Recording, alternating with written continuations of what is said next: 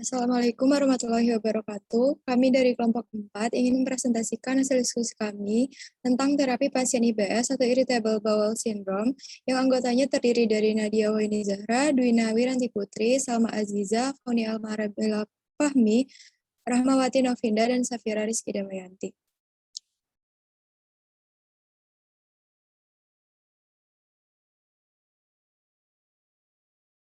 Topik bahasan kami di sini yang pertama adalah kasus, yang kedua penyelesaian kasus yang terdiri dari dasar teori dan penata laksanaan kasus, yang ketiga kesimpulan, dan yang keempat daftar pustaka. Yang pertama kasus. Dapat dilihat di sini terdiri dari profil pasien dan riwayat MRS-nya. Kemudian juga di sini ada parameter penyakit dan data-data dari laboratorium. Yang kedua, penyelesaian kasus. Dasar teori. Irritable Bowel Syndrome atau IBS adalah gangguan gastrointestinal atau GI yang ditandai dengan perubahan kebiasaan buang air besar yang berhubungan dengan ketidaknyamanan perut atau nyeri tanpa adanya kelainan struktural dan biokimia yang terdeteksi. Penyebabnya yaitu yang pertama, adanya gangguan motilitas, intoleransi makanan, abnormalitas sensoris, abnormalitas dari interaksi aksis brain-gut, hipersensitivitas visceral, dan pasca infeksi usus. Kemudian ada patofisiologi dari IBS. Yang pertama itu karena pengaruh genetik dan epigenetik. Yang kedua, IBS terkait gastrointestinal patofisiologi yang dipengaruhi oleh perubahan mikrobiota usus, peradangan mukosa tingkat rendah dan pengaktifan kekebalan, dan perubahan motilitas usus. Kemudian yang ketiga ada pengaruh diet, dan yang terakhir itu ada sistem saraf pusat atau psikologi asosiasi dalam patofisiologi IBS yang dipengaruhi oleh hipersensitivitas visceral, perubahan di gut-brain axis, dan stres.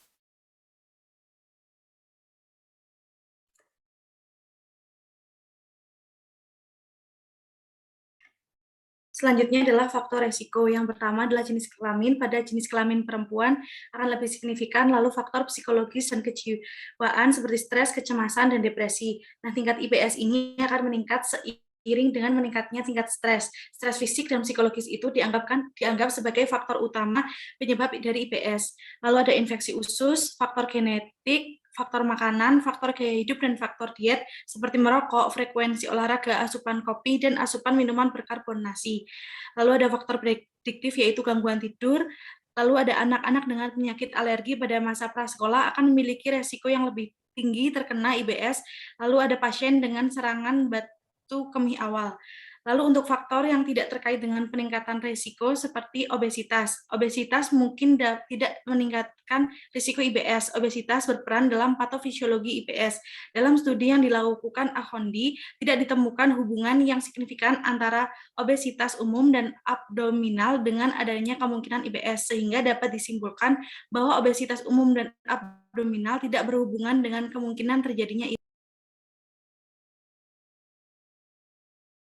Kemudian ada penatalaksanaan kasus. Guideline kali ini berfokus pada diagnosis, evaluasi, dan pengelolaan terapi IBS dengan obat-obatan yang cocok dengan kondisi pasien. Nah, kemudian evaluasi ini ditekankan pada perbaikan gejala global maupun umum.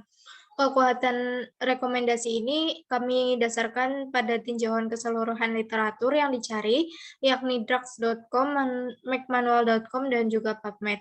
Dengan pencarian dari literatur ini, diharapkan pasien dapat menerima manfaat dan terapi yang spesifik. Kemudian ada metode swab. Ini problematiknya itu IBS konstipasi dengan subjektif kembung, frekuensi BAB menurun, sakit perut, dan juga pasien harus mengajar keras ketika BAB. Untuk objektifnya tidak ada, terapi tidak ada, dan untuk asesmen diberikan glukosa 100 mg secara per oral 2 kali sehari sejak 8 bulan yang lalu jika sulit BAB.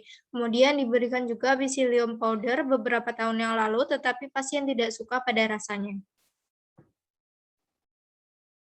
Untuk tujuan dari terapi ini yaitu yang pertama mengatasi IBS, lalu mengurangi atau menghilangkan kembung, memperbaiki konsistensi feses dan frekuensi BAB atau mengatasi konstipasi, lalu memberikan terapi non-farmakologis pada pasien yang disertai KIE.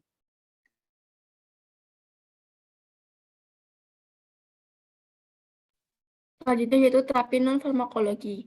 Terapi non-farmakologi ini bisa dilakukan dengan pelatihan relaksasi, terapi perilaku dan psikologis, manajemen stres, meditasi, terapi body mind seperti hipnoterapi yang diarahkan pada usus, terapi kesadaran tubuh, dan relaksasi fungsional. Selain itu, pasien dapat mengkonsumsi serat, misalnya dedak gandum, sampai 20 gram setiap hari. Kemudian pasien juga dapat melakukan rehidrasi dengan minum air 1,5-3 liter per hari. Minuman tidak mengandung kafein, tidak berkarbonasi, serta bebas alkohol. Kemudian selanjutnya yaitu poin pembahasan. Yang pertama yaitu tepat indikasi penyakit. Berdasarkan informasi yang didapat, pada kasus pasien diindikasikan mengalami IBS, sehingga perawatannya sesuai dengan gejala termasuk manajemen stres dan edukasi pasien. Berdasarkan kasus, pasien mengalami dominan konstipasi, sehingga penata laksanaan first line-nya yaitu memberikan suplemen makanan berserat. Namun, pasien mengeluhkan kembung karena makanan berserat tersebut, sehingga diberikan second line yaitu 4-6 minggu dicoba menggunakan susu, atau magnesium, atau laktulosa, atau PEG atau lubiproston. Nah, di sini kelompok kami memilih lubiproston karena laktulosa pada kondisi pasien ini tidak direkomendasikan karena dapat menyebabkan perut kembung, mual, dan ketidaknyamanan perut. Serta untuk pemberian PEG memang memperbaiki keluhan berkaitan dengan konstipasinya, yaitu dengan meningkatkan frekuensi BAB dan memperbaiki konsistensi feses, namun kurang efektif untuk memperbaiki gejala IBS secara keseluruhan. Sehingga lubiproston dianggap paling baik untuk pasien wanita IBS dan konstipasi berat yang tidak membaik dengan terapi lain. Selanjutnya, tepat pemilihan obat. Obat yang diberikan adalah lubiproston atau amitiza karena penggunaan obat ini disetujui untuk digunakan pada pasien IBS terkait dengan konstipasi pada orang dewasa.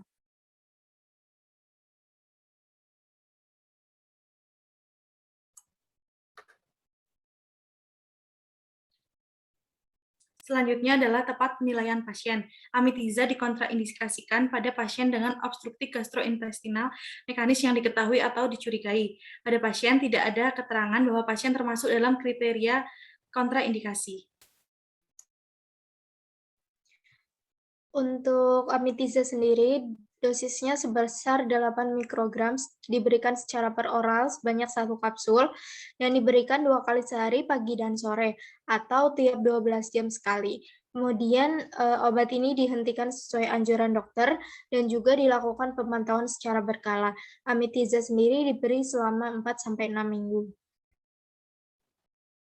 Lalu ada waspada efek samping obat. Yang pertama, dyspnea yang umumnya terjadi dalam 30-60 menit setelah dosis pertama. Yang kedua, mual. Ketiga, sinkop atau hipotensi. Keempat, hindari penggunaan pada penderita diare berat.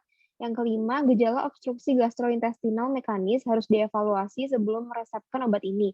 Penggunaan dikontraindikasikan pada pasien dengan obstruksi usus.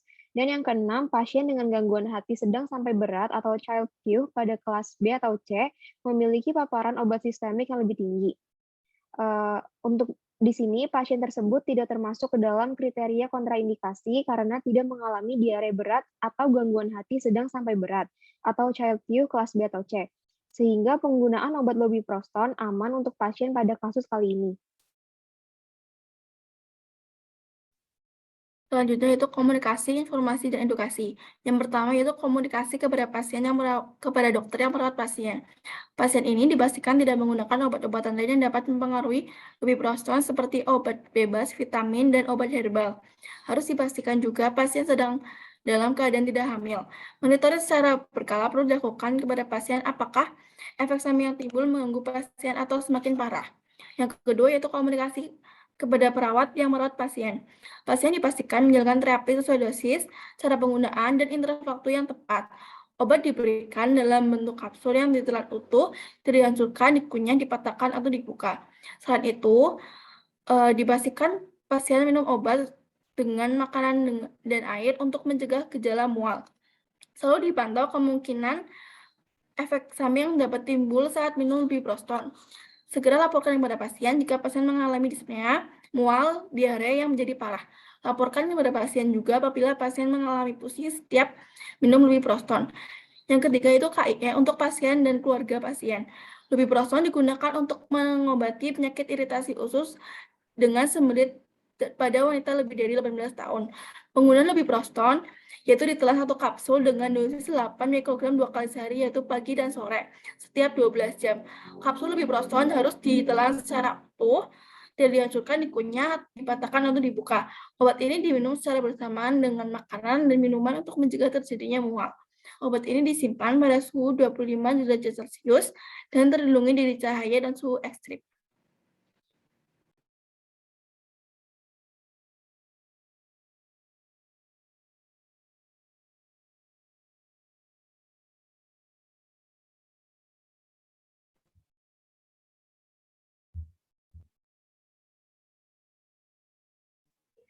Ya baik, selanjutnya yaitu ada cara minum obat dan frekuensinya. Untuk obat lubiproston ini, jadwal minumnya yaitu pagi dan sore dengan lama pemberian 4-6 minggu. Jumlahnya 1 kapsul per pemberian. Manfaat obat ini yaitu pengobatan sindrom iritasi usus atau IBS dengan sembelit pada wanita lebih dari 18 tahun. Hal yang perlu diperhatikan yaitu kapsul ditelan utuh dan jangan dihancurkan, dikunyah, dipatahkan, atau dibuka. Obat ini disimpan pada suhu 25 derajat Celcius dan terlindungi dari cahaya dan suhu ekstrim.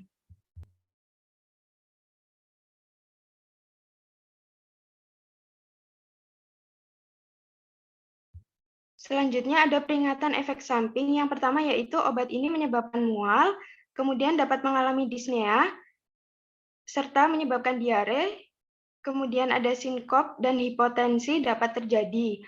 Selain itu, berhenti minum obat lubiproston dan hubungi dokter jika mengalami pusing setiap kali minum obat ini. Kemudian edukasi diet dan gaya hidup. Pasien disarankan berbanyak konsumsi serat, misalnya gandum sampai 20 gram setiap hari. Tetapi pasien perlu diberi konseling bahwa dosis besar serat dapat menyebabkan gas perut dan kembung.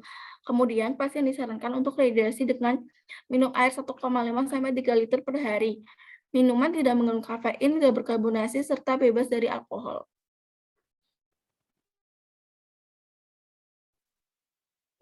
Ya, selanjutnya ada monitoring obat.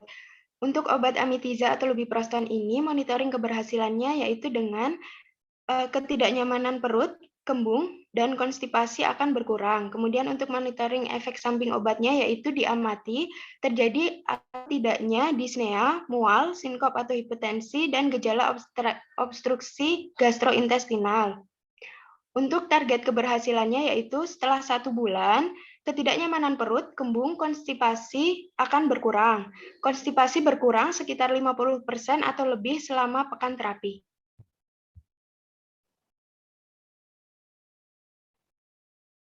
Lalu kesimpulan.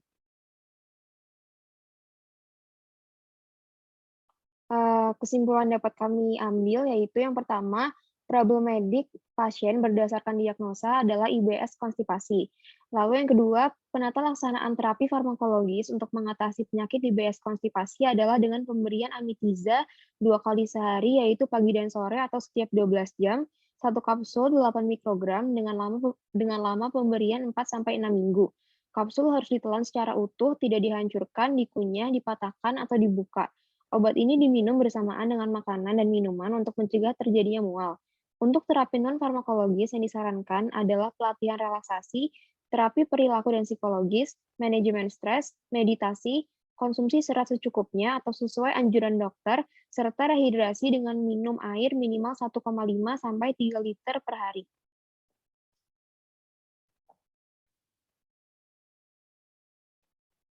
Kemudian berikut daftar pustaka yang kami gunakan.